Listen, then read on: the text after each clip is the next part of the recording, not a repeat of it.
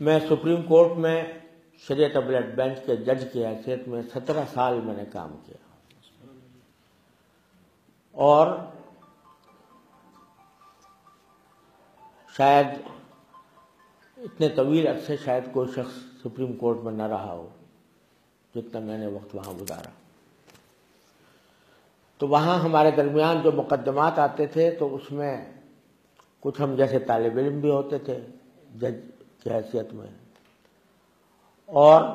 وہ حضرات بھی ہوتے تھے جن کی ساری زندگی وکالت میں گزری، جن کی ساری زندگی قانون کی تعلیم و تربیت میں گزری۔ اتفاق سے ہمارا کام ایسا تھا کہ جو مروجہ قوانین ہیں ان کا جائزہ لینا ہوتا تھا، اور اس کی ایک ایک شق کو گہری نظر سے دیکھنا ہوتا تھا۔ تو جو کچھ میں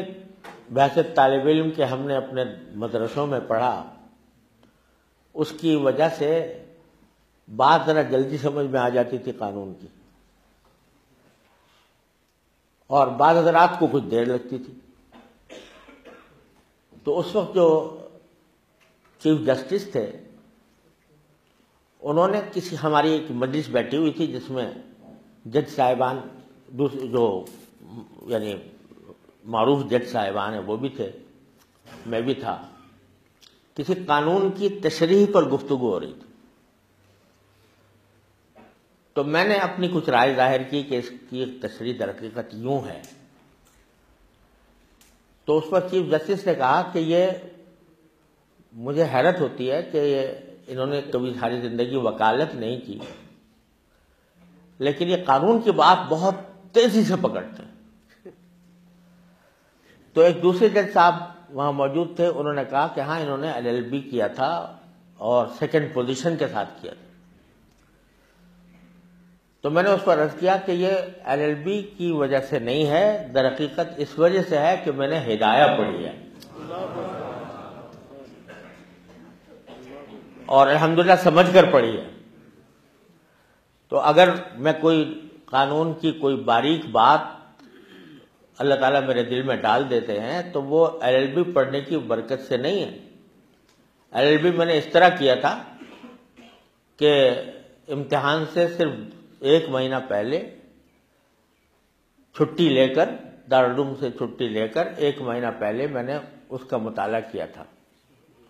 اور پھر LLB کیا۔ مجھے احساس کمتری تھی کہ سارے لوگ سارے سال پڑھتے آ رہے ہیں، میں نے 1 مہینے کے اندر پڑھا ہے، تو جب امتحان ہوگا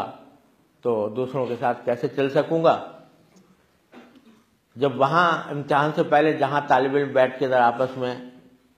مذاکرہ کرتے ہیں، جب میں وہاں پہنچا تو کچھ مجھے اندازہ ہوا کہ جنہوں نے سارے سال پڑھا ہے تو وہ بھی بعض اوقات وہ بات نہیں سمجھ پا رہے ہیں جو اللہ تعالیٰ نے مجھے سمجھا دی ہے، اور جو امتحان کا نتیجہ آیا تو میری سیکنڈ پوزیشن تھی۔ تو یہ در حقیقت اس وجہ سے نہیں کہ میں نے ہدایہ پڑھی تھی، اور الحمدللہ فقہ اور اصول فقہ سے خصوصی مناسبت تھی، اس کی وجہ سے یہ تھا۔ آج جب میں اس کا مقابلہ کرتا تھا اپنے اصول فقہ کا، وہاں کے جس کو انٹرپریٹیشن آف اسٹیچوٹ کہا جاتا ہے، تو انٹرپریٹیشن آف اسٹیچوٹ جو ہے وہ ہماری اصول فقہ کے مقابلے میں بچوں کا کھیل معلوم ہوتا تھا۔ لیکن افسوس یہ ہے کہ اس عظیم ذخیرے سے، اس عظیم ورثے سے ہماری اکثریت ناواقف ہے۔